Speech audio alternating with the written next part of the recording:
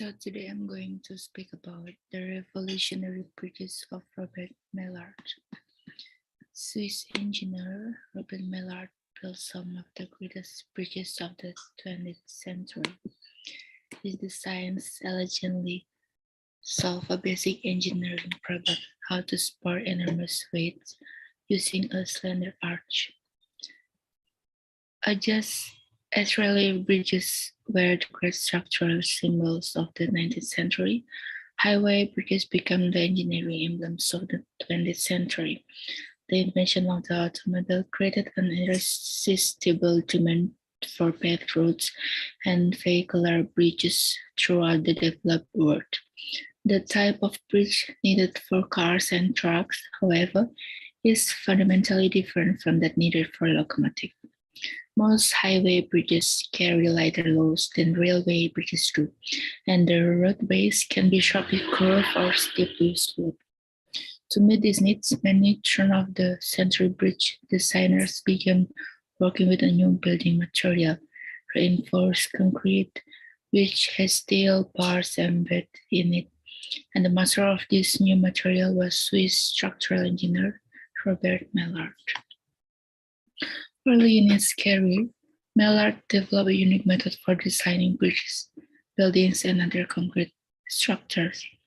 He rejected the complex mathematical analysis of loads and stresses that was being enthusiastically adopted by most of his contemporaries. At the same time, he also issued the decorative approach taken by many bridge builders of his time. He resisted imitating architectural styles and adding design elements solely for ornamentation. Maillart's method was a form of creative intuition. He had a knack for conceiving new shapes to solve classic engineering problems.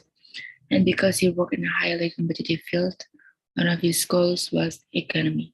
He won design and construction contracts because his structures were reasonably priced, often less costly than all his rivals' proposals.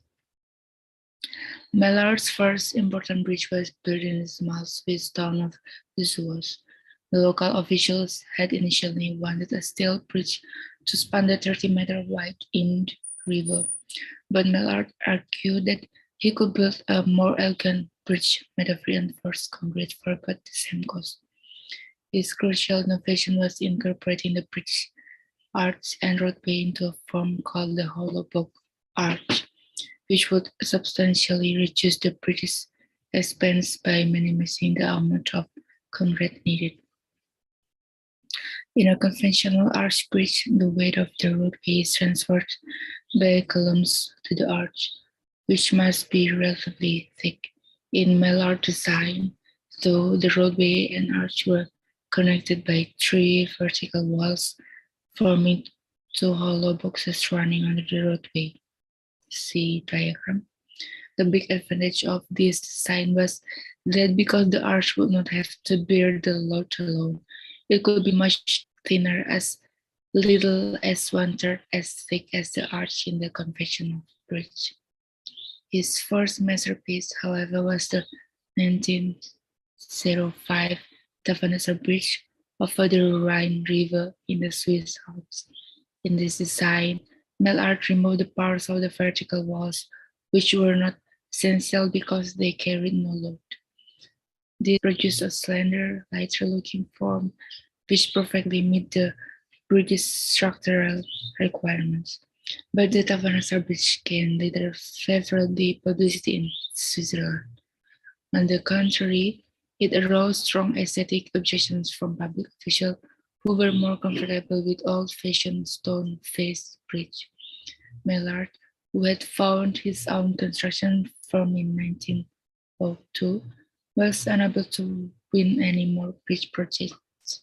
So he shifted his focus to designing buildings, water tanks, and other structures made of reinforced concrete, and didn't resume his work on concrete bridges until the early 1920s. His most important breakthrough during this period was the development of the Deck Steven arch, the for example of which was the Bridge, built in 1923, an arched bridge is somewhat like an inverted cable. The cable curves downward when a weight is hung from it. An arched bridge curves upward to support the roadway, and the compressions in the arch balances the dead load of the traffic. For aesthetic reasons, Maillart wanted a thinner arch, and his solution was to connect the arch to the roadway with transverse bolts. In this way, Maillart justified making the arch as thin as he could reasonably build it. His analysis accurately predicted the behavior of the bridge, but the leading authorities of Swiss engineering would argue against these methods for the next quarter of a century. Over the next 10 years, Maillart concentrated on refining the visual appearance of the deck steel arch. His best known structure is the Saginaw the Big Bridge, completed in 1930. He won the competition for the contract because his design was the least expensive of the 19 submitted. The bridge and road were built for only 700,000 Swiss francs, equivalent to some $3.5 million today. Saginaw the Big was also Maillart's longest span at 90 meters, and it had the most dramatic setting of all his structures, folding 80 meters above the ravine of the Saginaw Brook. In 1991, it became the first concrete bridge to be designated a National Historic Landmark. Before his death in 1940, Maillart completed other remarkable bridges and continued to refine his design. However, architects often recognized the high quality of Maillart's structures before his fellow engineers did, and in 1947, the architectural section of the Museum of Modern Art in New York City devoted a major exhibition entirely to his work. In contrast, very few American structural engineers at the time had ever heard of Maillart. In the following years, however, engineers realized that Maillart's bridges were more than just aesthetically pleasing, they were technically unsurpassed.